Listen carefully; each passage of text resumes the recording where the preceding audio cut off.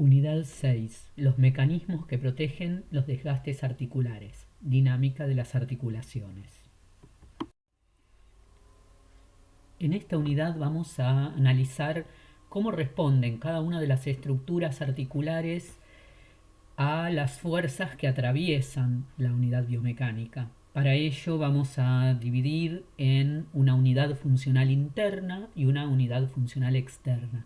La unidad funcional interna está involucrando al conjunto de estructuras que se encuentran desde la cápsula articular hacia adentro. Quiere decir que vamos a ir desarrollando el comportamiento de los extremos, epífisis o superficies articulares, el cartílago articular, la membrana sinovial y el conjunto de fibrocartílagos intraarticulares que tenga cada una de las unidades biomecánicas, meniscos, rodetes o cojinetes adiposos. Desde la cápsula hacia afuera se relacionan con las estructuras de la unidad funcional externa, es decir, la cara externa de la cápsula reforzada con ligamentos, sean intrínsecos o a distancia, los tendones periarticulares y el conjunto de anexos periarticulares como vainas fibrosas, sinoviales o bolsas serosas. Veamos entonces cómo resisten cada una de las estructuras articulares a la fuerza que las atraviesa. Para esto sigamos el texto de Owen, que nos muestra justamente el mecanismo de transmisión de las fuerzas y los pares cinemáticos. Si nosotros pensamos en todo lo que se estudió con las solicitudes a las cuales estaba sometido el hueso, cuando éste llega al extremo de una articulación, a las epífisis, se encuentra, como se ve en el esquema de los cilindros, con una hendidura sinovial, es decir, un sector de transmisión discontinuo de las fuerzas para que se transmita al otro extremo de la epífisis del hueso contiguo. Cada una de las solicitudes, compresión, tracción, cizallamiento, flexión o torsión, van a estar generando fuerzas compresivas, pero también van a estar absorbidas estas fuerzas por las estructuras de partes blandas, cápsula, ligamentos, músculos, tendones, que van a estar siendo tensionados cuando las fuerzas se transmiten. Es por eso que tenemos que estudiar el conjunto de estructuras rodeando a la articulación, a lo que se denomina también par cinemático, es decir, al conjunto de estructuras que mantienen a los dos extremos o epífisis óseas en una congruencia y en una correspondencia, es decir, cápsula, ligamentos, y las estructuras que van a estar absorbiendo estas compresiones como cartílago, fibrocartílagos o cojinetes. Es así que comentamos siempre el concepto o incorporamos el concepto de unidad biomecánica. Las fuerzas a las cuales se van a estar sometidos todas estas estructuras pueden ser de coaptación, es decir, cada vez que una fuerza atraviesa una articulación, las estructuras blandas van a estar tensionando y tratando de estabilizar, de limitar el movimiento, de guiar, transformando estas tensiones en compresiones. Por lo tanto, fuerzas de compresión no solamente tenemos que pensar en el soportar peso, como uno la imagina en las articulaciones de miembro inferior o en las regiones más bajas de la columna vertebral. Tenemos que pensar que la contracción muscular y la tensión de los tendones periarticulares también generan compresión, y en muchas articulaciones pequeñas de miembro superior, como las interfalángicas, metacarpofalángicas, que no están soportando el peso, las fuerzas compresivas generadas por músculos o tendones para esas superficies son importantes. Junto con estas vamos a encontrar además fuerzas de desgaste, que vamos a ver un poquito más adelante en esta clase, las fuerzas de fricción y de rozamiento.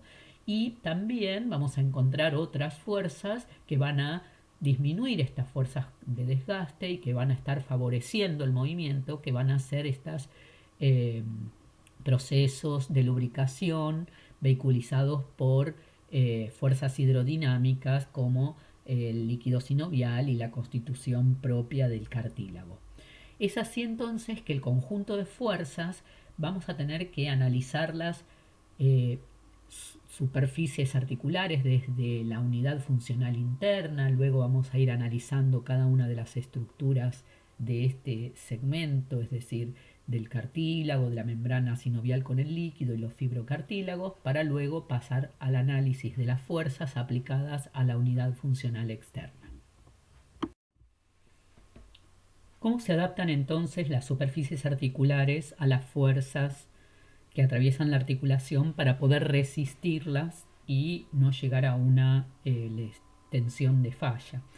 En primera instancia vamos a recordar que estas fuerzas van a estar aplicadas sobre determinadas superficies, es decir, se van a tener que analizar las presiones, y la presión, que son esas fuerzas externas, convierten dentro del plano de las estructuras que vamos a analizar el estrés, fuerzas internas sobre superficies internas.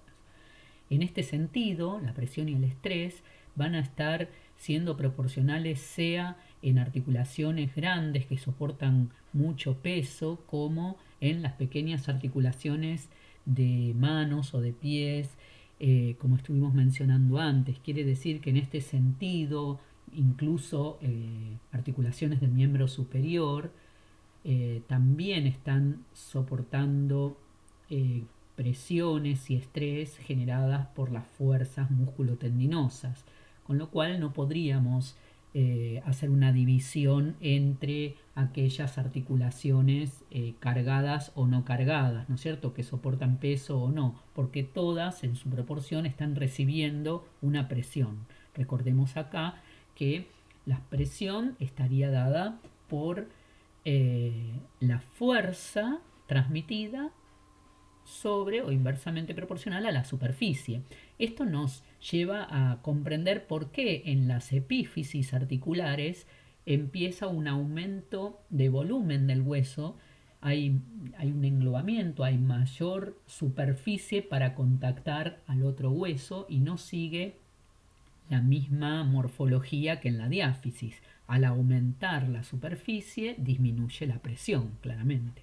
Pero vamos a tener que analizar aquí diferentes comportamientos, sea que estamos delante de una articulación con superficies planas o con superficies curvas. Conocemos las superficies planas que se dan en las artrodias, y en esta están muy adaptadas a las transmisiones de peso, típico de la unión de los huesos cortos. Para esto vemos que las presiones son proporcionales en toda la superficie. Lo vemos en la primera imagen de la izquierda, con los vectores de fuerzas todos de la misma magnitud y que se distribuyen en toda la superficie de contacto. En este caso, la presión media y las presiones máximas son similares.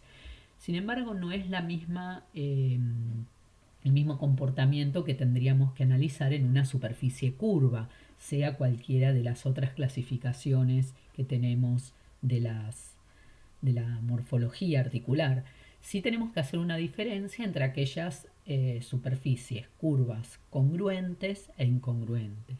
Cuando las superficies curvas son congruentes, entonces las fuerzas se van a estar distribuyendo perpendicularmente al plano, como lo vemos en las figuras de abajo, pero no se observan de igual magnitud. Encontramos que hay vectores de mayor intensidad y vectores de menor intensidad.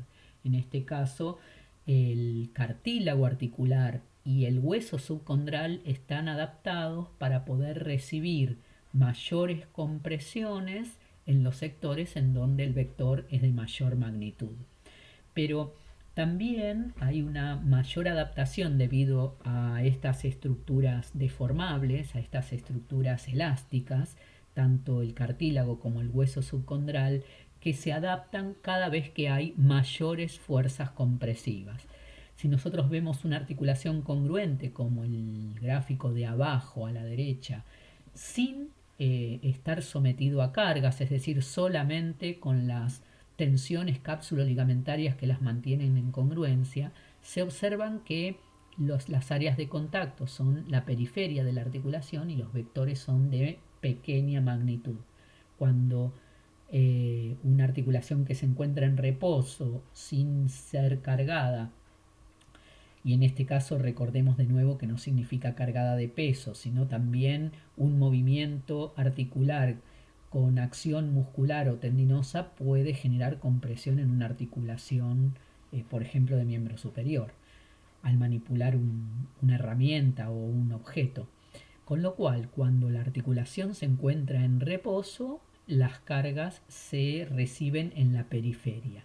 Pero cuando empieza a ser cargada con compresión, la deformación y elasticidad de las estructuras como el cartílago y el hueso subcondral van a generar más superficie de contacto y reducir la presión que se encuentran sometidos solo en la periferia. Si además se aumenta el contacto con una fuerza mayor, que puede ser una energía cinética de mayor velocidad, un movimiento de aceleración o una carga de peso, entonces la distribución de esta carga va a generar el máximo contacto de superficie y la mayor deformación de las estructuras intraarticulares. Esto se podría ver, por ejemplo, en la articulación de la rodilla. Si se encuentra la persona sentada, la articulación está en reposo, solo se encuentra en contacto la periferia. Cuando se para, se recibe más carga de peso y más compresión, con lo cual se deforma el cartílago y los fibrocartílagos, los meniscos intraarticulares. Pero si esa persona da un salto o recibe en la caída el salto, la deformación de cartílago y de meniscos va a permitir mayor contacto de superficies y minimizar entonces las presiones y el estrés por unidad de área.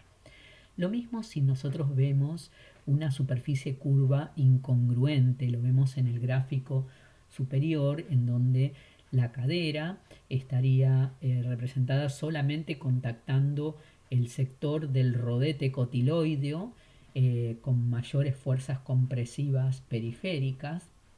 Cuando se encuentra en reposo, si la persona se pone de pie, empieza a ver vectores de diferentes magnitudes, todos de manera radiada, ya no perpendiculares al plano como lo veíamos en una articulación congruente, de diferentes magnitudes, dijimos, y que empiezan a repartirse en mayor superficie. Quiere decir que a pesar de que la articulación está recibiendo mayor carga, la superficie aumenta y reduce la presión por unidad de área. Y el último de los gráficos, el C, hace que cuanto más carga esa cadera, por ejemplo, como dijimos, un salto, una recepción de una caída, mayor es la deformación, no solamente del rodete cotiloideo y del cartílago de la superficie semilunar, sino también que absorbe el ligamento redondo del trasfondo cotiloideo para transmitir en mayor superficie los vectores de igual magnitud de manera radiada, disminuyendo entonces el estrés. Vemos acá entonces cómo la superficie articular, la morfología, la congruencia o no y las estructuras blandas van a ser fundamentales para minimizar el estrés por unidad de área y que estas solicitudes no lleguen a instancias de ruptura. Entonces las superficies articulares están recubiertas por el cartílago articular en todas las articulaciones sinoviales o diartrosis, en donde va a ir variando el espesor y en general más o menos de unos 2-3 milímetros dependiendo de las articulaciones, incluso pueden ser de mayor espesor o menor, y también va a ir modificándose macroscópicamente el color de acuerdo a la edad, siendo en los jóvenes, en los niños más blanco, más blanquecino azulado, y en las personas adultas de un color más amarillento. Las funciones, para empezar a relacionar estructura-función y su adaptación funcional, son la de transmitir fuerzas entre los extremos óseos, lo vimos recién, ampliar las superficies de contacto por su elasticidad, amortiguar las cargas y permitir un movimiento minimizando las fuerzas de fricción y de desgaste. Veamos entonces, para cumplir estas funciones, cuál es la estructura del cartílago. La estructura del cartílago es compleja. Dentro de las constituyentes encontramos células, los condrocitos, sustancias orgánicas de dos tipos, colágeno principalmente de tipo 2 y proteoglucanos como por ejemplo ácido hialurónico, sulfato de queratán, sulfato de condroitina, y en un alto porcentaje, principalmente casi un 80%, es de sustancias inorgánicas el agua.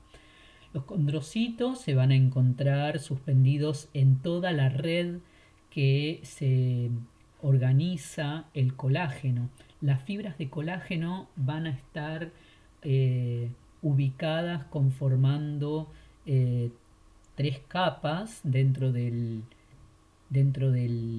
cartílago, en donde la parte más superficial se encuentran las fibras orientadas, todas paralelas a la superficie, una segunda capa transicional en donde se van a estar entrecruzando fibras de colágeno en forma de arco. Cada vez que se entrecruzan en forma de arco con 90 grados, van a darle mayor resistencia, y en una capa radiada o radial van siendo perpendiculares a la superficie ósea subyacente al hueso subcondral, donde se arraigan y se calcifican con hidroxiapatita.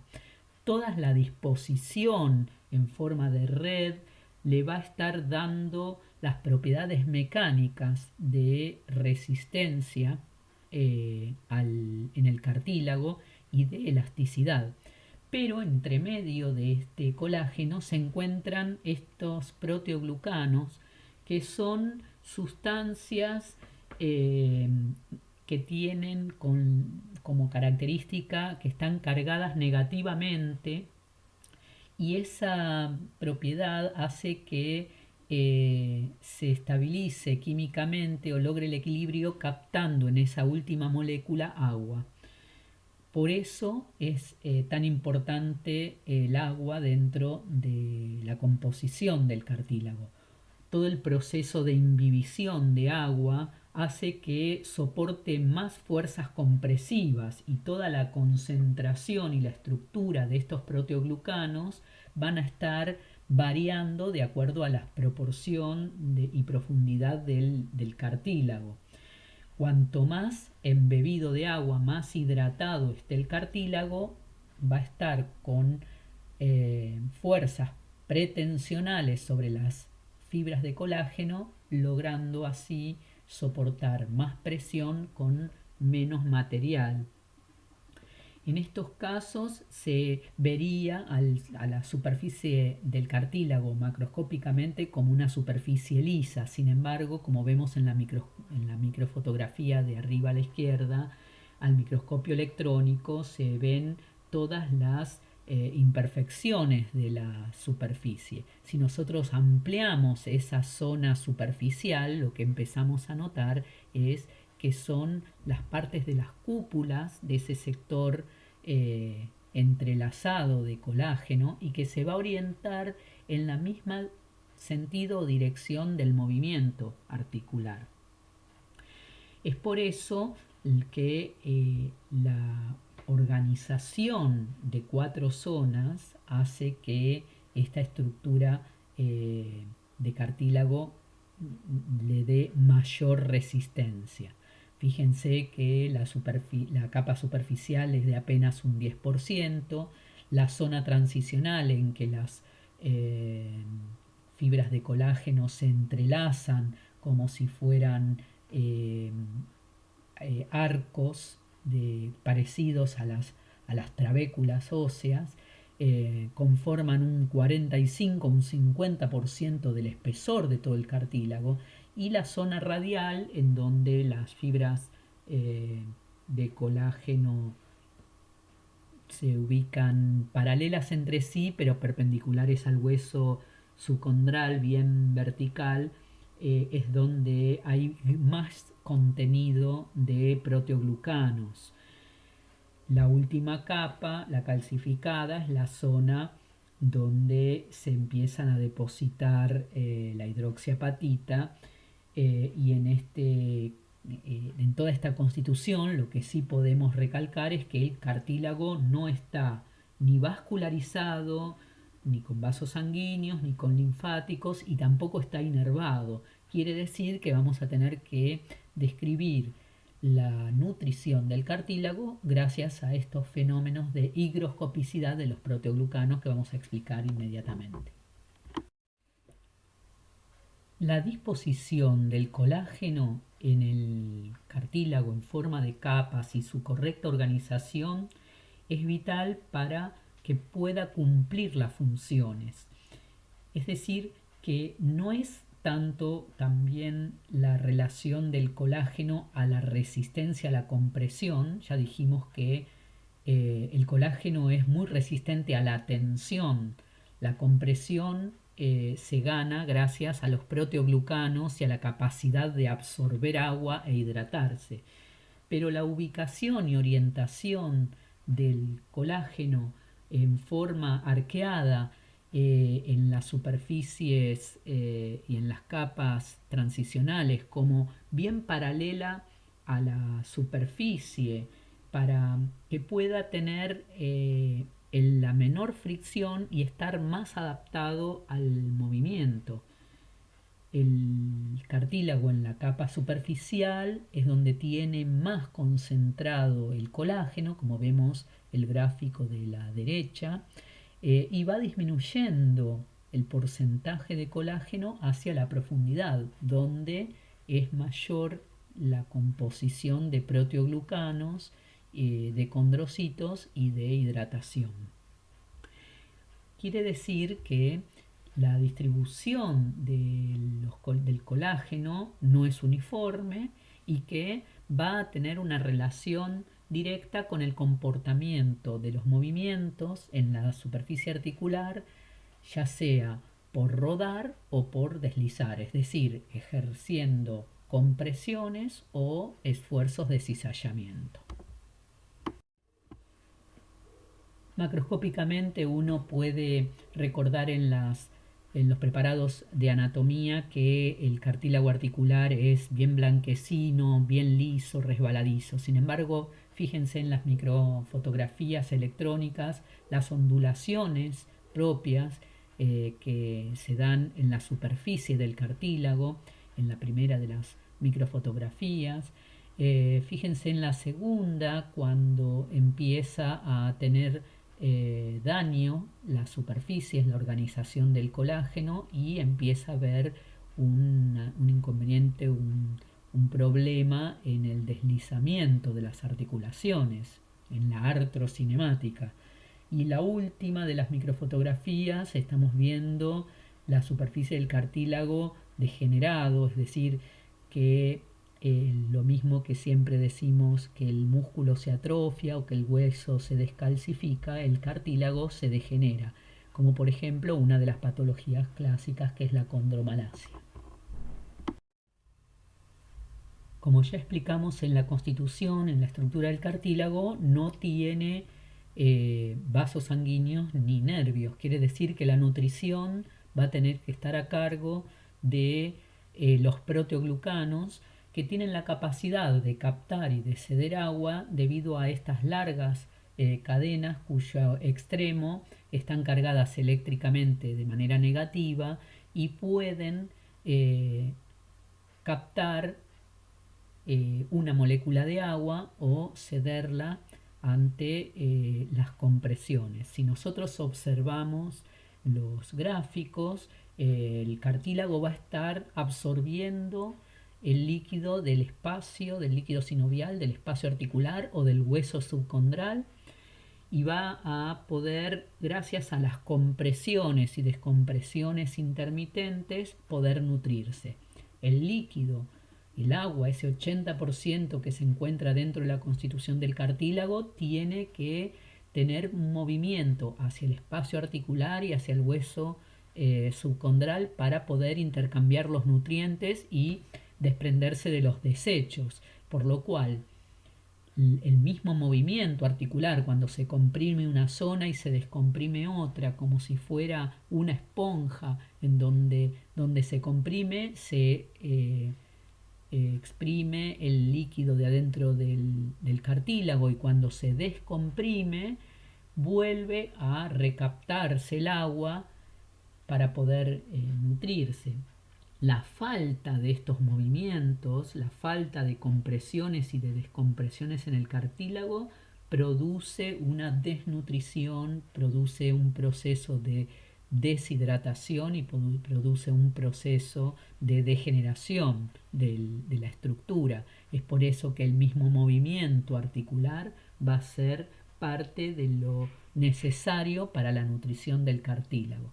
Lo vemos en los esquemas de la derecha, que a pesar de que nosotros vemos el cartílago como una superficie lisa, ya estuvimos viendo en la microestructura que la superficie está en esa capa superficial aparentemente lisa, también dejando colinas y valles entre las fibras de colágeno arqueadas, donde se eh, acumula pequeños porcentajes de líquido sinovial. Ese pequeño porcentaje de líquido también va a ser parte del que se nutra el cartílago. Lo mismo desde el hueso subcondral.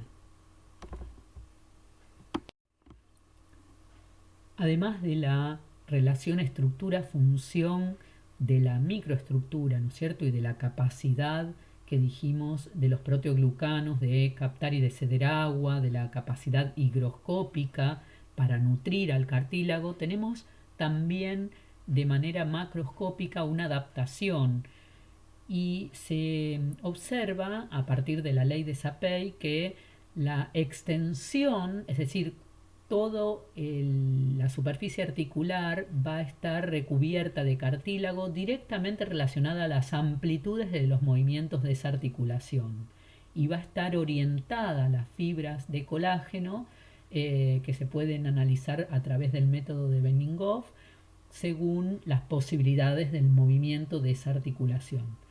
Pero por otra parte, también el espesor o el grosor del cartílago va a depender de las magnitudes de las presiones que sufre esa articulación, por lo cual vamos a poder analizar las diferencias de grosor o espesor articular, como también la extensión del cartílago, en diferentes ejemplos articulares.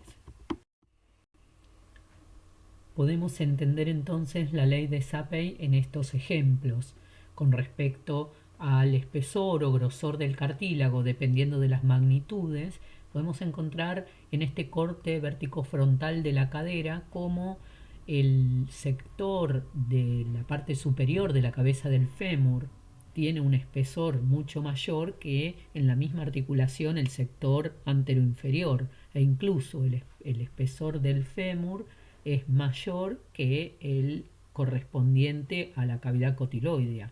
Si todo esto lo relacionamos con el espesor del cartílago que recubre la articulación del hombro, que va a estar soportando compresiones debidas a las contracciones musculares y no al soporte de carga de peso, encontramos una gran diferencia en el espesor aplicando esta ley. Con respecto a la extensión, el ejemplo lo podemos analizar en el sector externo lateral de la articulación del codo, en el sector húmero radial, donde el cóndilo del húmero va a tener un recubrimiento de cartílago en todo el sector anterior, inferior y parte del sector posterior, hasta donde se contacte la cúpula radial. Todo el sector posterior del cóndilo, que está punteado en rojo en estos dos gráficos, no va a tener recubrimiento de cartílago, debido a que el movimiento nunca va a hacer que se llegue a un contacto de la cúpula radial con ese sector. Acá estamos viendo entonces ejemplos de adaptación de estructura-función aplicando la ley de Sapey. Debido a la constitución de gran componente acuoso, un 80%, y otro pequeño porcentaje sólido, es que la propiedad mecánica del cartílago articular es la viscoelasticidad. Cuando se somete al cartílago a una fuerza de compresión, se va a producir una deformación.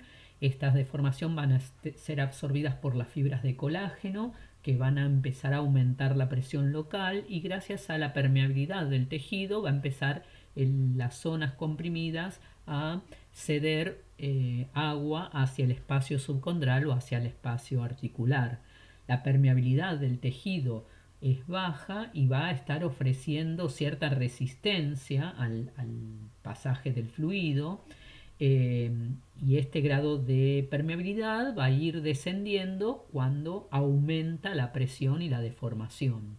Este es un mecanismo también de autoprotección del cartílago para poder evitar quedarse sin líquido intersticial. También esa capacidad higroscópica con G, higroscópica de los proteoglucanos, al ceder agua y quedarse esas largas cadenas eh, cargadas negativamente, se rechazan entre sí y evitan el colapso, incluso y a pesar que cedan agua, nunca se van a quedar totalmente sin líquido intersticial. Esto es importante para mantener la nutrición, el trofismo, la lubricación y la transmisión de cargas a través de ese líquido. Cuando cesa la compresión, cuando se retira la fuerza, el cartílago vuelve a hidratarse, vuelve a la presión osmótica, vuelve a recaptar ese desequilibrio electroquímico, electrónico, va a hacer que las cadenas cargadas eléctricamente de manera negativa recapten las moléculas de agua y puedan recuperar la forma inicial. Esa baja permeabilidad que posee el cartílago entonces va a ser su respuesta a la función, no solo en la deformación en función del tiempo, como ahora vamos a analizar esta curva, sino también en función de la velocidad que se aplica a la carga. Si la carga se aplica de una manera constante, lenta y donde el tiempo es prolongado, entonces la deformidad va a ser mayor, va a ser progresiva a medida que ese líquido intersticial va a ser expulsado hacia el hueso subcondral. Pero si se cesa la carga, la articulación vuelve a su estado original. Pero si la carga se aplica de una manera puntual, veloz, entonces no hay tiempo para que se produzca esa deformación y se va a recuperar de una manera como instantánea. Es lo típico de los materiales viscoelásticos, como habíamos mencionado en la clase de materiales, de propiedades mecánicas y de resistencia de material. Cuando esto lo aplicamos a una curva, observamos que una primera parte, en esta curva está hablando, cuando se dice indentación, quiere decir que el cartílago está deformándose, una primera parte en donde se deforma rápido en poco tiempo, con una resistencia, una respuesta elástica inicial, y luego una respuesta que va a ser una fase de deformación progresiva, no va a ser lineal, es exponencial y va a depender del tiempo. Cuando se retira la fuerza, también vamos a tener una primera parte de la curva de caída rápida, una recuperación elástica inicial bastante vertical en poco tiempo, y luego una recuperación dependiente del tiempo. En esta curva, como la deformación del material volvió a cero, quiere decir que estamos en un periodo elástico de deformación. El cartílago entonces con baja carga va a poder realizar movimientos del líquido que se captura a través de los proteoglucanos en el momento que tiene que volver a recuperar su forma. Las deformación entonces está relacionada con esta posibilidad de captar o de ceder agua, con la cantidad de agua perdida, la compresión constante y la recuperación de esa deformación con la posibilidad de recaptar o recuperar el agua desde el hueso subcondral. Todo todo este comportamiento de deformación en función del tiempo y de respuesta a la velocidad de la carga es lo que caracteriza a la propiedad viscoelástica del cartílago. El cartílago se va deformando de acuerdo a los movimientos intrínsecos relativos de las superficies articulares. Quiere decir que acá tenemos que recordar los movimientos artrocinemáticos, mientras que el movimiento osteocinemático es el que nosotros observamos desde afuera del hueso en el espacio. Adentro de las superficies articulares se está produciendo un rodar y deslizar que va a estar deformando de manera diferente al cartílago, pero que la organización en capas y sus estructuras van a estar respondiendo de manera diferente. Durante el rodar va a haber fuerzas de compresión, es decir, punto a punto se van correspondiendo con la superficie contraria, con lo cual aquí la capacidad higroscópica, la capacidad hidratada de los proteoglucanos va a hacer que genere un esfuerzo de tensión y las fibras radiadas de colágeno bien perpendiculares a la superficie articular, a la zona calcificada, van a estar absorbiendo estas fuerzas de compresión, pero solamente gracias a el estado de tensión o de pretensión que le genera los proteoglucanos bien hidratados. Durante el deslizar, las fuerzas de cizallamiento van a generar en la zona arciforme o en donde las fibras se van a entrecruzar con formas de arco, cambios de ángulo y va a estar traduciéndose más en la capa superficial y transicional la absorción de estos esfuerzos de cizallamiento. Toda la estructura de las fibras de colágeno van a poder soportarlo, pero gracias a la presencia de los proteoglucanos y del estado de inhibición que le da mayor resistencia a los esfuerzos de tensión. Muchas veces un traumatismo importante de mayor energía o efecto acumulativo sobre el cartílago articular produce una respuesta de lesión, de fractura o de microfracturas de las fibras de colágeno. Lo vemos en esta secuencia en donde se produce una lesión, se fracturan las fibras de colágeno, entonces invade un coágulo a ese sector microscópico desde el hueso subcondral para poder a través de los condrocitos volver a reparar y regenerar ese área a través de un espacio fibrocartilaginoso. Para esto se requiere la fuente de las células y de los componentes, disminuir las cargas y mejorar la movilidad articular para que permita la nutrición del cartílago y de la regeneración de esa región con trauma. Avanzando entonces sobre las estructuras de la unidad funcional interna, llegamos a la membrana sinovial para describir la estructura y relacionarla con la función. La membrana sinovial entonces recubre a la superficie interna de la cápsula articular y todas las demás estructuras intraarticulares menos el cartílago articular. Va a estar constituida por un tipo de células especiales, los sinoviocitos de tipo A y de tipo B, y células de tejido conectivo, por ejemplo adipocitos, fibroblastos, histocitos o células cebadas. Y va a estar constituida por dos partes, una capa sinovial muy vascularizada, se la llama también capa íntima, que está señalando justamente los límites del espacio articular, predominantemente celular, y como dijimos, muy rica y abundante irrigación sanguínea. Una capa subsinovial o subíntima también denominada, que va a estar soportando eh, sostén, dándole una forma con tejido principalmente fibroso y adiposo, y está menos vascularizada. Toda la sinovial, toda la membrana está poco inervada. La superficie de la membrana sinovial es lisa, es húmeda, brillante y va a tener unas pocas vellosidades pequeñas o pliegues en esos bordes de la capa íntima. Se va a estar separando de la cápsula y se va a insertar al periósteo en el hueso subcondral, donde los vasos sanguíneos van a llegar a la membrana y van a terminar anastomosándose, dando una red vascular periarticular.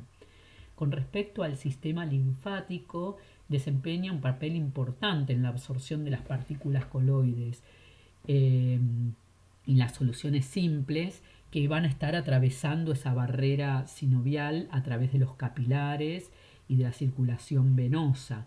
Todos los tejidos sinoviales, al estar poco inervados, dijimos, sin embargo la cápsula y los ligamentos van a tener una rica inervación relacionada, como ya vamos a ver, con la función propioceptiva. Toda esta estructura de la membrana sinovial va a relacionarse con diferentes funciones. La secreción del hialuronato, del líquido sinovial, la fagocitosis, que es la capacidad de fagocitar células, participar en la eliminación de productos de desechos, derivados de todos los componentes de la articulación o del líquido sinovial, y la regulación de los movimientos de solutos, de electrolitos y de proteínas que van a estar eh, dándole un movimiento a ese líquido sinovial. También va a estar colaborando la estabilidad articular, acompañando y deformándose con los movimientos y tensiones de la cápsula. El líquido sinovial o sinovia es un fluido viscoso, pálido, amarillento, claro. Podemos encontrar pequeños volúmenes en distintas articulaciones. Por ejemplo, la articulación de la rodilla es la que más volumen de sinovial tiene y tiene apenas 1 o 2 mililitros. Y hay otras articulaciones más pequeñas que tienen menos cantidad. Este fluido viscoso es un dializado del plasma, en donde se le suma o se le añade una proteína hialurónica, ¿no? el hialuronato. Este hialuronato es un producto de la secreción de las células del revestimiento sinovial, responsable justamente de darle viscosidad al líquido sinovial. Y entre las funciones que vamos a encontrar está la lubricación, la protección del cartílago, soportar peso, disipar la energía en forma de calor y facilitar el movimiento articular.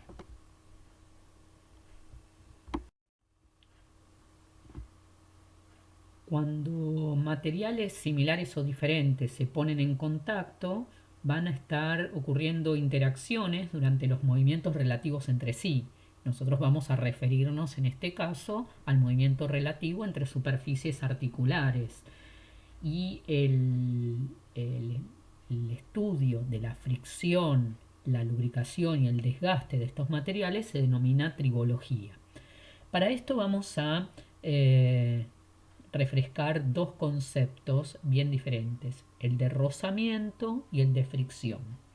Cuando estamos hablando del rozamiento, estamos viendo las fuerzas que se oponen a la dirección del movimiento en los sólidos y va a estar dependiendo de los materiales, de la superficie de contacto, pero sobre todo va a ser directamente proporcional a la normal, es decir, la fuerza perpendicular al plano de apoyo, a la superficie. Es decir, que por tercera ley de Newton, la normal va a ser una fuerza de igual magnitud que el peso, pero de sentido contrario. Y también va a estar relacionado el rozamiento con el coeficiente justamente de rozamiento, representado con la letra griega mu. Vamos a ver que hay un coeficiente de rozamiento mu estático y otro dinámico. Si nosotros en las figuras que vemos a la derecha, un cubo se quiere empezar a generar un movimiento respecto de la superficie de apoyo, el plano de apoyo, se requiere una fuerza tal que supere apenas a las fuerzas de rozamiento. Estas fuerzas de rozamiento, si se tienen que calcular, son iguales a la normal, es decir, el peso de ese objeto, y a el coeficiente de rozamiento estático. Iniciar el movimiento es más difícil, esas fuerzas, esa película que está en contacto, las uniones químicas, a veces de los mismos materiales o de diferentes materiales, es más difícil de romper en el momento en que un objeto está en reposo que habiendo ya iniciando el movimiento. Por eso el coeficiente de rozamiento dinámico es siempre menor que el coeficiente de rozamiento estático. E iniciar un movimiento es más, requiere más fuerza que mantenerlo en una velocidad, un movimiento uniformemente variado. Lo vemos también en el ejemplo de la superficie del zapato apoyado sobre el suelo, el peso de la persona o su normal y el coeficiente de rozamiento, que por supuesto va a ser muy diferente de acuerdo al tipo de materiales de la suela del zapato o del piso del suelo. Por otra parte, tenemos el concepto de fricción. No lo tenemos que confundir. En el caso de fricción tenemos que es la resistencia desarrollada entre dos cuerpos cuando estos están sometidos a un deslizamiento relativo. Si empezamos a aplicar esto, por ejemplo, tanto a los sólidos como a los líquidos, en el caso de los fluidos vamos a tener que empezar a analizar el líquido sinovial. Y en esto, en la fricción, ya no va a estar dependiendo de la fuerza peso de la normal, no va a ser proporcional a la normal, sino va a tener que ver con la velocidad relativa. Si vemos en el ejemplo de este tubo en donde se está produciendo un desplazamiento, un flujo laminar que está representado por los vectores de velocidad adentro, imaginemos también que puede ser esto aplicado a una arteria y al flujo sanguíneo, que seguramente esto ustedes lo estudiaron. En el centro, la luz de ese tubo, las velocidades son mayores, mientras que los vectores que están cercanos a las paredes es de menor magnitud, porque hay una fricción no solo entre las mismas flujo laminar, las láminas de flujo, sino cuando este flujo o este líquido se pone en contacto con otro material como el de las paredes. En ese sector hay más fricción y por eso la velocidad es menor.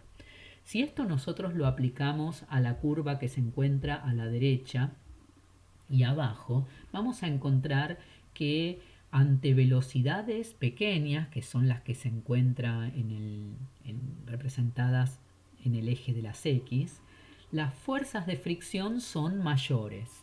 Empieza a moverse con pequeñas velocidades y la fricción aumenta en primera instancia. Fíjense que la curva primero se va para arriba. Y aunque empiece a aumentar la velocidad, no sigue aumentando la fricción. Cuando aumenta la velocidad, empieza a disminuir la fricción, esa fricción estática máxima empieza a descender hasta que se hace una fricción constante, resbaladiza, propia de los materiales. Esto lo podemos relacionar y lo vamos a relacionar justamente con el movimiento articular. Apenas empieza un movimiento, hay más rozamiento porque el coeficiente de rozamiento estático es mayor que el dinámico y también hay mayor fricción porque la velocidad pequeña hace que la fricción sea mayor. Durante la actividad normal, las articulaciones sinoviales están sometidas a una gran variedad de situaciones de carga y de movimiento, desde distintas cargas relativamente pequeñas hasta algunas cargas importantes, considerables, incluso con velocidades relativas de deslizamiento muy diferente entre las superficies. Esta carga va a poder ser intermitente o de una manera veloz, aplicada, Y las articulaciones van a tener que responder con diferentes mecanismos de lubricación que permitan la mejor deslizabilidad y la disminución de la fricción de los tejidos. Así como mencionamos antes, la fricción depende no tanto del contacto, de la cantidad de superficie como el rozamiento, sino de la velocidad, de ese coeficiente de velocidad de movimiento, independientemente del área de contacto. Lo que vemos acá entonces es ejemplos de coeficientes de fricción frente a diferentes materiales. Fíjense que hasta ahora no se ha logrado ningún material que tenga un coeficiente de fricción menor que el cartílago articular en contacto con cartílago articular y líquido sinovial interpuesto, es decir, el cartílago con cartílago más líquido sinovial como lubricante ideal nunca se ha superado hasta ahora en los materiales sintéticos o incluso en la naturaleza. Fíjense que para eh, compararlo con algo conocido, el patín de hielo con respecto al hielo y al agua, cuando uno se desliza, es mucho más, con un coeficiente de fricción mucho más elevado. El plástico con el metal, como se utiliza en algunas artroplastías o reemplazos articulares totales, o por ejemplo el acero con el acero y la lubricación del aceite, como uno lo conoce, por ejemplo, en los motores de autos. Cuando el coeficiente de fricción se compara de tejido sobre tejido, por ejemplo, planos musculares, faciales o tendinosos, fíjense que está bastante alejado del coeficiente de cartílago con cartílago más líquido sinovial, que es el más bajo de todos. En un sistema de sólidos, la variable de la fuerza normal va a ser importante para calcular el rozamiento. En cambio, en un sistema de líquidos, lo importante va a ser el declive de velocidad. En esto va a ser importante analizar la viscosidad, ya que va a estar determinando si un líquido o un fluido puede cumplir la función de lubricante. Las viscosidades de los fluidos van a variar del mismo modo que analizamos en los sólidos o en los materiales los módulos de elasticidad. Algunos fluidos van a tener la viscosidad relativamente constantes, como por ejemplo los fluidos newtonianos. Analizando el agua, va a tener bajo altas presiones o temperaturas o cambios de declive de velocidad una viscosidad constante. En cambio, hay otros fluidos denominados tixotrópicos, como por ejemplo el líquido sinovial, que con cambios de velocidad o cambios de temperatura va a tener modificación la viscosidad. Lo vemos entonces en las curvas del gráfico de la izquierda. El agua va a tener una viscosidad constante, independientemente que, por ejemplo, abramos la canilla de agua fría o de calor o vaya a distintas velocidades en el flujo de la cañería. Esto está mostrando la relación de un fluido newtoniano. En cambio, cuando vemos la recta inversamente proporcional del líquido sinovial, nos muestra en el eje de las Y el declive de velocidad y en el eje de las X la viscosidad. ¿Qué nos muestra esta recta inversamente proporcional? Que cuando la velocidad es alta, la viscosidad es baja, y cuando la velocidad o el declive de velocidad va bajando, la viscosidad es mayor.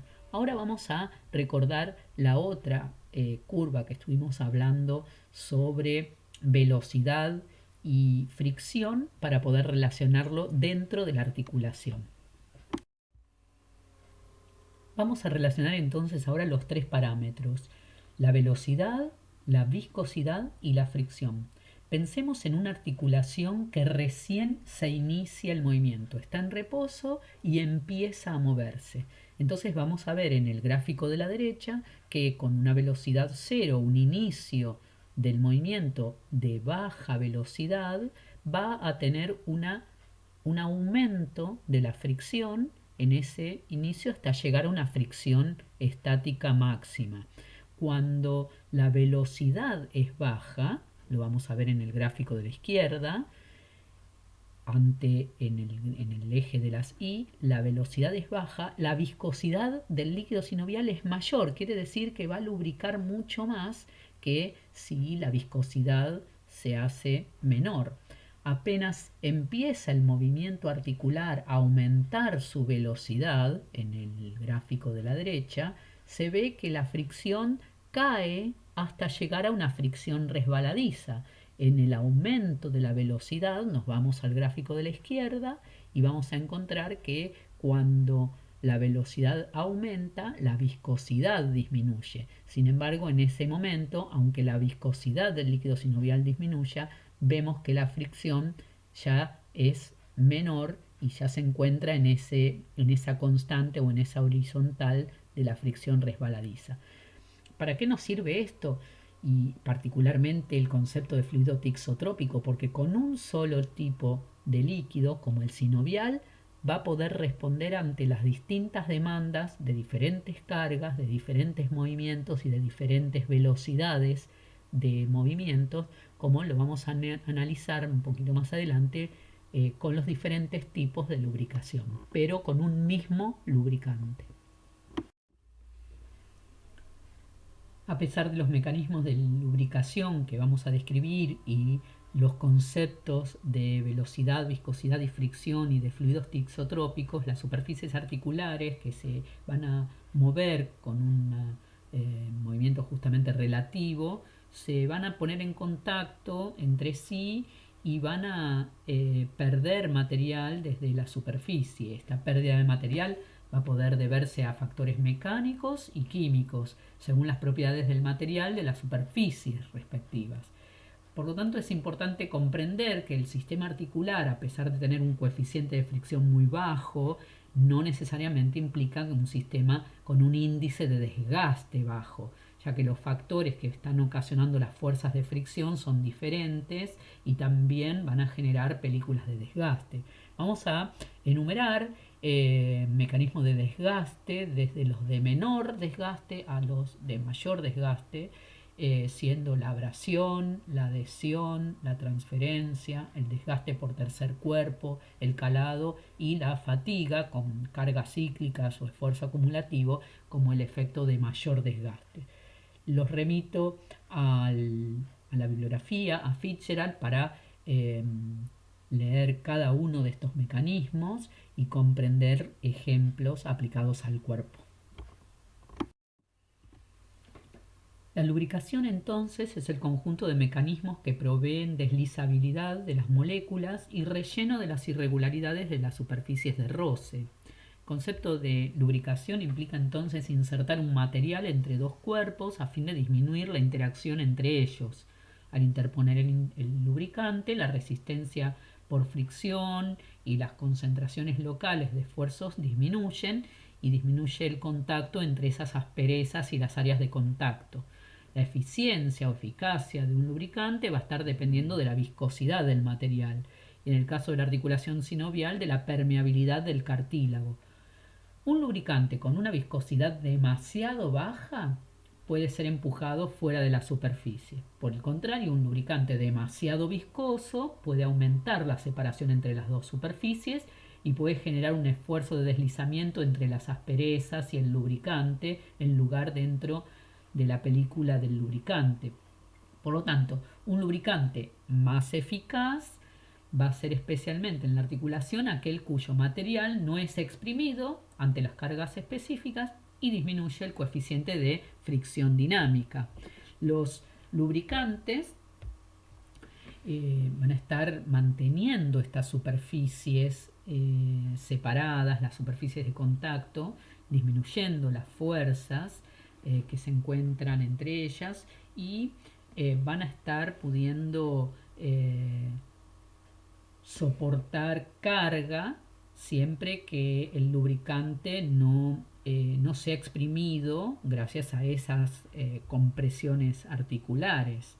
Es por eso que un lubricante va a ser útil durante el sostenimiento del peso, el movimiento de la articulación sea rápido o no, para la disipación del calor durante la actividad. Y en este caso el líquido sinovial es óptimo, va a tener una viscosidad, una tensión superficial, eh, que como fluido, tixotrópico, ya estuvimos analizando, responde a los cambios de temperatura, a los declives de velocidad. Como dijimos antes, el lubricante dentro de las articulaciones sinoviales es único, es el líquido sinovial. Sin embargo, tiene que responder a todas las exigencias y la variabilidad de las superficies articulares, las morfologías, los movimientos, las cargas de peso, las velocidades de movimiento articular, con lo cual, para responder a toda esa variabilidad, lo que se va a encontrar son diferentes tipos de lubricación, que vamos a ir explicando una por una. Estos tipos de lubricación son frontera o capa limítrofe, hidrodinámica o en cuña, hidrostática autopresurizada o por goteo y elasto-hidrodinámica. La lubricación frontera o capa limítrofe es un mecanismo que se basa en una monocapa del lubricante muy delgada. Esta película se va a adherir a las superficies lo suficientemente como para minimizar el contacto entre las asperezas y modificar las propiedades de la superficie a través de las interacciones químicas. En comparación con otros mecanismos de lubricación que vamos a ver, el coeficiente de fricción y el índice de desgaste son significativamente más elevados. Esta lubricación frontera, entonces, tiene como característica que las moléculas del líquido sinovial se van a estar adhiriendo a las superficies articulares, por interacción química. Y estas moléculas adheridas van a estar produciendo toda una capa de frontera, que al rozar contra ella misma va a estar ofreciendo resistencia a las fuerzas cortantes, que es las que tendrían que una superficie tendría, si estuviese sin esta película, o aumentaría el rozamiento. Pero este primer mecanismo es indicado para el momento de que se encuentra una articulación en reposo, es decir, para iniciar el movimiento, ya que siempre se va a encontrar esta capa limítrofe o esta monocapa de líquido lubricante. Apenas se inicia el movimiento o cuando una articulación empieza a moverse bajo cargas importantes, esa pequeña película se exprime y ya este mecanismo de lubricación no puede responder a las demandas de una articulación cargada o con determinadas velocidades de movimiento. Una vez que se inició entonces el movimiento, el mecanismo de lubricación frontera o capa limítrofe ya es insuficiente y se requiere una capa más gruesa de líquido sinovial que se interponga en los sectores donde se van a poner en contacto las superficies articulares. Es así que entra en acción el mecanismo de lubricación hidrodinámica o en cuña, que va a poder responder ante algunas articulaciones cuyo movimiento sea uniaxial, ya que va a poder interponerse una cuña de líquido, como se observa en la figura, tratando de lubricar en el sector siguiente en que se va a poner en contacto una superficie respecto de otra. Sin embargo, este tipo de cuña, de lubricación, esta película que va a poder estar siendo generada por el mismo movimiento relativo del deslizamiento de la superficie, que va a empujar al lubricante hacia el sector donde se va a poner en contacto, y por eso es que se conforma esa cuña, solamente va a poder cumplir como mecanismo de lubricación en aquellas articulaciones uniaxiales con un movimiento que no se vaya del plano, porque inmediatamente se produce un movimiento en más de un plano, en una articulación biaxial o triaxial, se desarma la cuña y ya no puede cumplir este mecanismo de capa hidrodinámica. Lo mismo tampoco va a poder estar respondiendo frente a velocidades de movimiento articular elevado, porque en cuanto se está generando la película del lubricante en el sector hacia donde la superficie se va a poner en contacto, altas velocidades ya empieza a revertir el movimiento y no le da tiempo a poder formar la cuña en sentido contrario. Con lo cual, esta lubricación hidrodinámica va a poder mantener una buena lubricación en aquellas articulaciones uniaxiales o monoaxiales y con velocidades de movimiento articular relativamente lentas.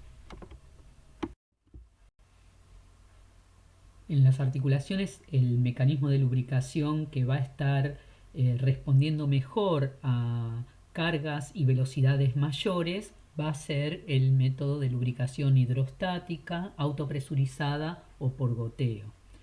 En vez de que el líquido sea empujado como una cuña hacia adelante al sector donde se va a poner en contacto, este líquido sinovial va a estar sacado dentro de la misma sustancia de las superficies de contacto, es decir, que se va a presurizar y el lubricante va a estar aportándolo la deformación del cartílago. El líquido intersticial es expulsado hacia afuera del cartílago, hacia la periferia del área que se va a poner en contacto.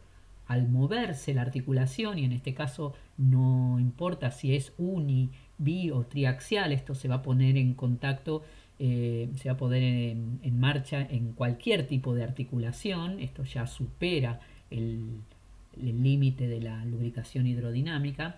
Cuando se empieza a mover la articulación, decíamos, el líquido se va a ir goteado o por goteado, va a ir saliendo del cartílago, es atrapado entre las porciones que están lubricando y va a estar agregando un componente de baja viscosidad al líquido sinovial ya atrapado entre medio de esas zonas y va a estar ayudando a la separación de las superficies cartilaginosas.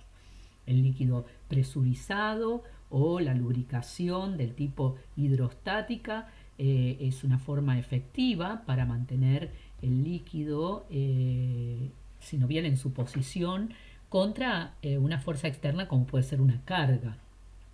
Este movimiento relativo de deslizamiento de las articulaciones acompañado por la compresión del cartílago va a estar produciendo una película de líquido presurizado entre las superficies y está compuesto por el líquido sinovial atrapado más el líquido intersticial que va goteando desde el cartílago. Esta lubricación entonces hidrostática autopresurizada es más efectiva para mayores cargas y para movimientos en diferentes planos y en diferentes direcciones. En el mecanismo de lubricación elasto-hidrodinámica se le suma a la lubricación hidrodinámica ya descripta las propiedades viscoelásticas del cartílago.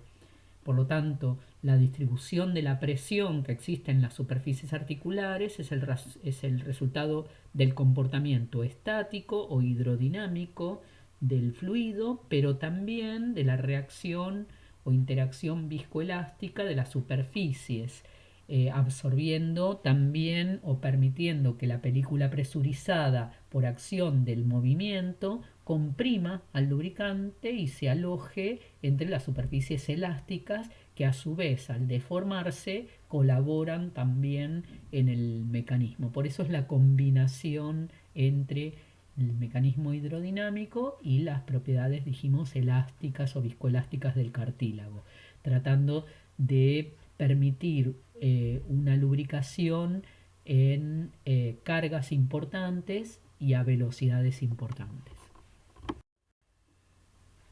Dentro de la unidad funcional interna también encontramos los fibrocartílagos, que son accesorios intraarticulares, como por ejemplo meniscos, discos, rodetes o cojinetes. Todos ellos de constitución fibrocartilaginosa van a estar relacionados con la distribución de la carga y favoreciendo los mecanismos de lubricación. En este caso, los meniscos van a estar adaptando superficies, van a estar mejorando la congruencia y el reparto de las cargas van a ser más proporcionales por unidad de área. El caso de los meniscos se van a encontrar en aquellas articulaciones donde existe un movimiento rotatorio alrededor de un eje, donde las superficies son muy planas, o cuando existe una fuerza de naturaleza rotatoria que obliga a las articulaciones a una posición más encastrada. Vamos a encontrar ejemplos no solamente de los meniscos de la rodilla, que son los más conocidos, sino también encontramos discos intraarticulares en la articulación temporomandibular, en la articulación esternocostoclavicular, en la acromioclavicular, entre otras. En este caso, el accesorio intraarticular es un fibrocartílago de ampliación. Rodetes o labrum, como en el caso de la articulación coxofemoral o glenohumeral, van a estar ampliando las concavidades para lograr mejor coaptación y correspondencia frente a una superficie articular muy incongruente. Así como antes mencionábamos a los fibrocartílagos que ampliaban superficies, aumentaban las concavidades o adaptaban las superficies para darle más correspondencia, encontramos a los cojinetes adiposos que van a estar rellenando las superficies, rellenando las convexidades. Estos cojinetes adiposos sinoviales ocupan espacio dentro de la articulación para reducir el grosor de la película lubricante entre las distintas superficies. De esta manera hay menos capas de lubricante y en consecuencia hay menos fricción dentro de las capas del líquido sinovial. El ejemplo clásico es el panículo adiposo de Hoffa o cojinete adiposo en el interior de la rodilla, pero encontramos algunos otros para usar de ejemplo en el cuerpo humano. Pasamos ahora a analizar los elementos de la unidad funcional externa y analizar cada una de las estructuras, cómo se relaciona con las funciones, viendo las propiedades mecánicas y la adaptación funcional entre estructura y función. Empecemos por la cápsula y los ligamentos, cuya estructura está formada por un tejido conectivo denso, modelado, en el que se encuentran fibras de colágeno y fibras de elastina. Estas fibras van a estar constituyendo un 90% de la totalidad de este tejido. El comportamiento mecánico de este tipo de fibras van a estar siendo sometidas a tracción y va a responder de una manera diferente. Por ejemplo, las fibras de colágeno van a ser más resistentes a la tracción, se van a comportar como un material más dúctil, mientras que las fibras elásticas van a ser poco resistentes a la tracción y se van a comportar como un material frágil. Se han comprobado que la resistencia de las fibras colágenas a la tracción es aproximadamente la mitad de la del hueso cortical, mientras que las fibras elásticas solo alcanza una décima parte.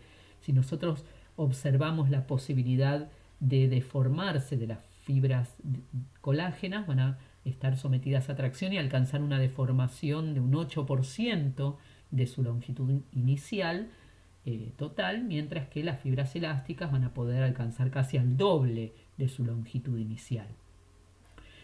Si la relacionamos estas estructuras con las funciones, vamos a encontrar que la cápsula va a estar conformando un manguito que rodea los extremos óseos, que van a estar constituyendo la articulación y cerrando ese par cinemático para insertarse fuertemente al periósteo de las epífisis. Su grosor va a estar en relación con las solicitaciones mecánicas que va a estar recibiendo cada una de las articulaciones, reforzándose a su vez en determinados puntos por los ligamentos, de manera que las funciones de cápsula y ligamentos van a estar estabilizando la articulación, guiando el movimiento y evitando los desplazamientos excesivos. Otra estructura rica en colágeno son los tendones, ya lo vamos a ver en las unidades siguientes. Acá se presenta, de acuerdo al autor Jurado Bueno y Medina Porqueres, una comparación de semejanzas y diferencias entre los ligamentos ricos en colágeno, como por ejemplo los ligamentos cruzados de la rodilla, y los tendones. Como semejanza, tenemos que la constitución es de colágeno con una alta densidad y un empaquetado de esos haces que tienen una forma ondulada cuando se encuentran en reposo, que tiene células entre los haces de las fibras de colágeno con una tasa metabólica relativamente baja y un aporte sanguíneo relativamente escaso. Pero se diferencia los tendones de los ligamentos respecto en que los tendones poseen células propias, los tenocitos, tienen haces más alineados y poseen más colágeno tipo 1, poseen además enlaces cruzales, dos que los hacen bastante resistentes, mientras que los ligamentos van a tener mayor aporte sanguíneo, si bien es escaso, va a ser mayor que la de los tendones. Las propiedades mecánicas de los ligamentos y la cápsula van a ser la resistencia a la tracción y la elasticidad, y van a tener una adaptación funcional de acuerdo a la movilidad y a la morfología de cada una de las articulaciones. Las propiedades mecánicas de estos tejidos están influidas por tres factores: la orientación estructural de las fibras, las propiedades de las fibras elásticas y colágenas y la proporción entre ellas.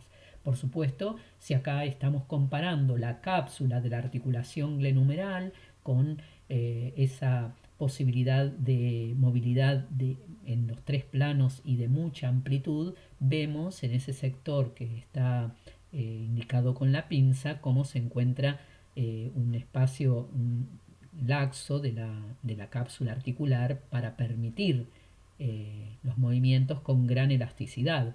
Pero cuando vemos un preparado de los ligamentos cruzados en la rodilla, encontramos una orientación de las fibras que van a estar siendo muy diferentes de acuerdo a la resistencia a la tracción para limitar el movimiento. La orientación de las fibras, por supuesto, va a estar ajustándose a cada uno de los movimientos en cada una de las articulaciones. Las fibras de los ligamentos incluso la de las cápsulas, van a tener una orientación estructural que va a estar dependiendo de la función del límite del movimiento que se esté requiriendo en cada una. Fíjense en el dibujo más esquemático de arriba a la izquierda, en una articulación metacarpofalángica, como los ligamentos colaterales, los ligamentos laterales de la articulación, se encuentran relajados, distendidos cuando se encuentra alineado la articulación, y cuando se produce la flexión se tensan. Esa resistencia a la tensión y el aumento de tensión de la cápsula y del ligamento va a hacer que impida otros movimientos no deseados. Por eso guían al movimiento y evitan, en este caso, un movimiento de lateralidad.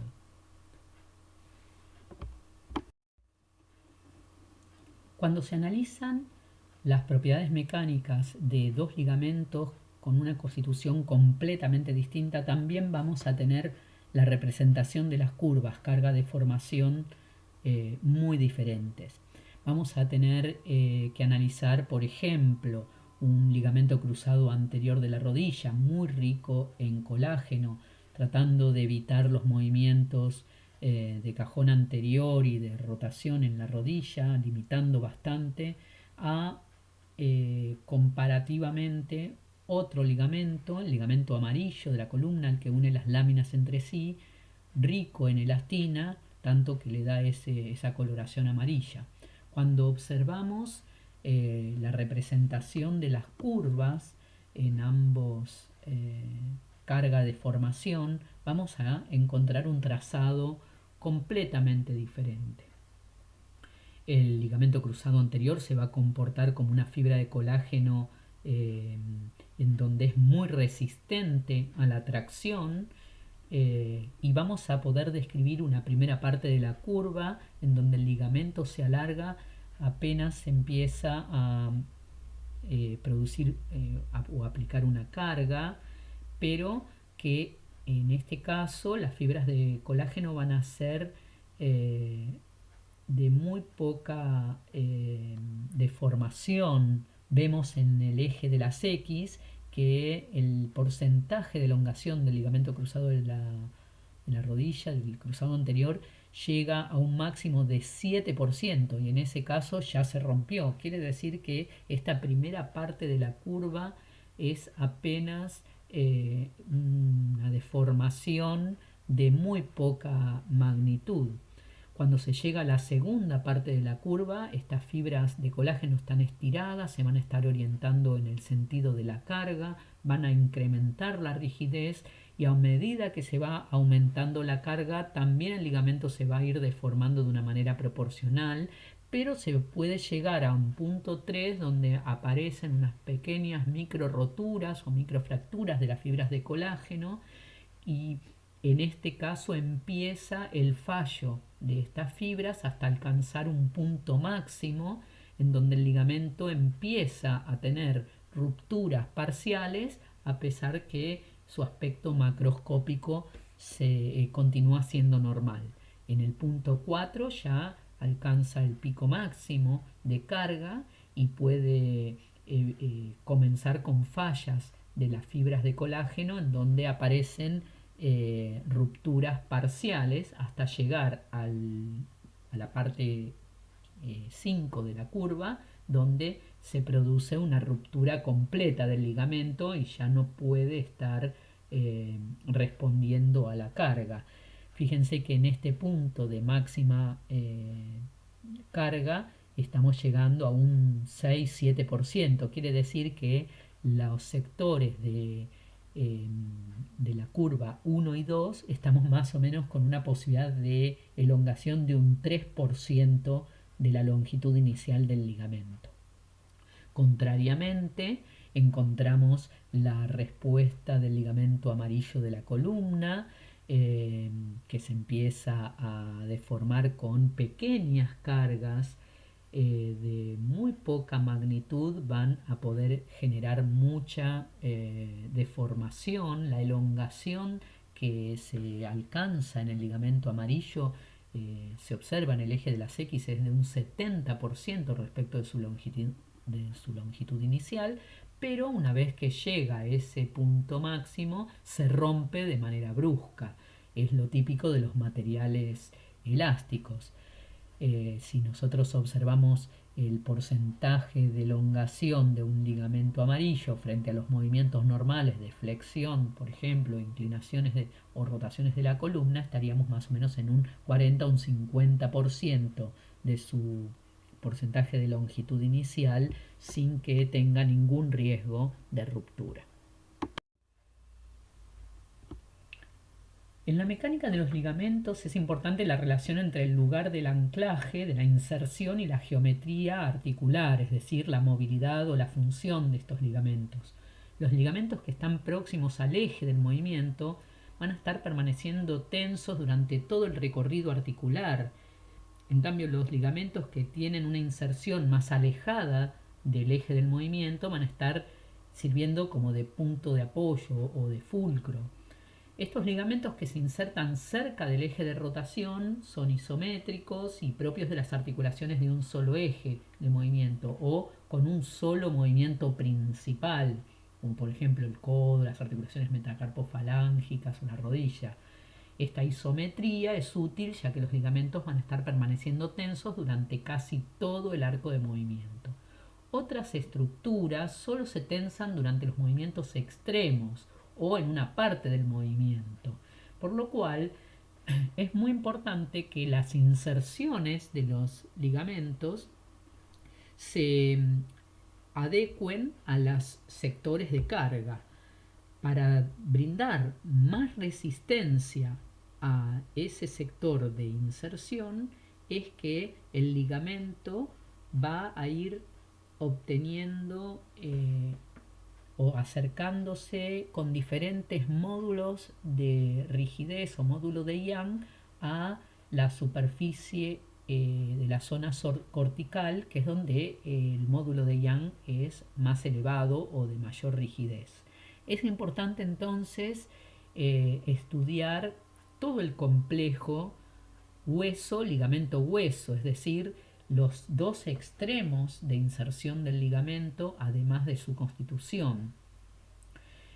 Se puede describir entonces que en su inserción los ligamentos van a estar transcurriendo por 4 zonas, de manera que la progresión de los módulos de rigidez van mejorando su respuesta a la carga. La primera zona es con la constitución de las fibras colágenas propias del ligamento, en donde se ubican de manera paralela.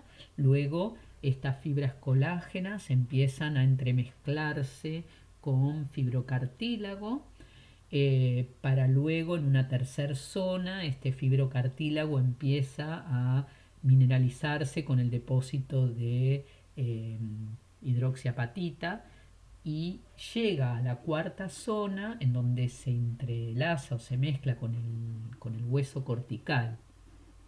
El efecto de la concentración de tensión de la zona de inserción de los ligamentos va a estar compensado entonces por esta presencia progresiva de materiales cada vez más rígidos, desde la zona del ligamento hasta la de inserción ósea.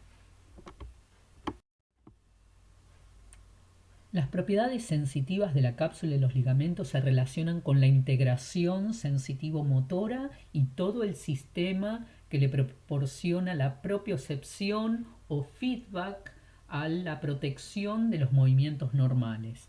Conocemos que las articulaciones están inervadas por un nervio primario y a veces también por nervios accesorios provenientes de los mismos nervios que van a estar dándole la función motora a los músculos periarticulares. Parte de la inervación articular se relaciona con las fibras sensitivas aferentes, aquellas que provienen de los receptores del órgano de Golgi, el grupo 1, los corpúsculos de Pacini y de Ruffini en el grupo 2, y las terminaciones nerviosas libres, amielínicas y mielínicas del grupo 3 y 4. Cada uno de estos receptores encapsulados o las terminaciones nerviosas libres van a estar informando del estado de la articulación para que se pueda ir ajustando el movimiento con activaciones musculares y estabilidad articular, incluso con tiempos de preactivación antes de que se produzca el movimiento. Quiere decir que esta integración desde lo sensitivo es fundamental, siendo que las fibras de Ruffini, o los corpúsculos, mejor dicho, los receptores de Ruffini están informando sobre la posición articular con una adaptación lenta, la presión intraarticular, la amplitud, la velocidad de movimiento y los ángulos. Los receptores de Pacini son mecanorreceptores de adaptación más rápida, en donde responden inmediatamente a la aceleración, son sensibles a las presiones transversales y a las vibraciones. El órgano tendinoso de Golgi se estimula también con la tensión del ligamento que está provocando gracias a la acción muscular, y las terminaciones nerviosas libres se van a activar como deformación mecánica ante una deformación anormal o por agentes químicos o dolorosos. Todo esto va a estar integrándose desde el punto de vista de la sensibilidad profunda inconsciente y de la sensibilidad profunda consciente. Si bien no es nuestro objetivo dentro de la biomecánica de este año, ya que vemos la biomecánica normal encarar la patología, sí podemos relacionar la curva de carga-elongación de los ligamentos con los grados de lesión ligamentaria, porque son muy conocidos las lesiones ligamentarias. Estamos hablando de distensiones de ligamentos o de esguinces. Si nosotros observamos la curva tal cual como la estuvimos estudiando antes, vemos que los ligamentos pueden estar sometidos a una carga excesiva, llegar a un punto crítico en donde empiezan con microfracturas de las fibras de colágeno. Y si se sobrepasa ese límite de carga máxima, la lesión ya conlleva una deformación estructural. Cuando encontramos el primer grado de lesión, lo que vemos es que la deformación del ligamento y la carga llegó hasta el punto 2 o 3 de la curva, donde hay microfracturas colágenas. La articulación todavía sigue permaneciendo estable, sin embargo, la sintomatología que aparece es mínima en este caso, la sintomatología clínica, el edema, el dolor. Un grado 2 de lesión ya está llegando al límite de ruptura parcial del ligamento, es el punto 4 de la curva, y la articulación se encuentra estable gracias a la activación muscular. En este caso, la clínica es de un dolor intenso y más profuso. El grado 3, el grado más grave de lesión ligamentaria, se observa en una ruptura total de las fibras de colágeno con una articulación inestable. Esto se da en el punto 5 de la curva y el dolor es intenso en ese momento, aunque muchas veces es menor relativo al del grado 2. Junto con estos grados de lesión podemos encontrar también y describir todo el proceso de reparación y de recuperación que tienen las fibras de colágeno, que tienen el ligamento, para poder volver a sus capacidades normales. Va a empezar una capacidad de remodelación que va a estar condicionada con las solicitudes. Ya se conoce que el reposo absoluto de ese ligamento va a llevarlo a la debilidad, con lo cual el mismo movimiento con cargas relativas van a estar reforzando y alineando las fibras de colágeno en la misma dirección de su disposición funcional. Pero las propiedades mecánicas completas, como las propiedades sensitivas que se estuvieron describiendo, se van a recuperar completamente después de un año. Por último, en la unidad funcional externa vamos a poder describir en la región periarticular estructuras que disminuyen el rozamiento y la fricción, como por ejemplo las bolsas serosas o las vainas fibrosas y sinoviales. Estas las vamos a volver a ver relacionadas al tejido músculo-tendinoso, pero en este caso periarticular vamos a poder describir aquellas bolsas serosas cada vez que aparezca un tendón o un músculo que se encuentra en contacto con un accidente óseo que puede aumentar la fricción, y en este caso la bolsa serosa va a minimizar esa fricción. Por ejemplo, una de las bolsas serosas más conocidas es la subacromio-deltoidea. Sin embargo, encontramos a nivel olecraneano, trocantérico, rotuliano y en diferentes zonas del cuerpo muchas bolsas serosas que se interponen entre el tendón de la región y un plano óseo subyacente. En cambio, las vainas fibrosas y sinoviales las vamos incluso a volver a describir eh, para poder relacionar con el cambio de dirección que le están generando al tendón. Van a tener estas vainas fibrosas la función principal de mantener el tendón lo más cercano al plano óseo, evitando que se genere una cuerda de arco, pero también van a estar envueltas por una vaina sinovial para que permita un mejor deslizamiento o minimice la fricción entre la vaina fibrosa de tejido conectivo y el tendón, como si fuera el deslizamiento del cable del freno de la bicicleta respecto de su cobertura de plástico.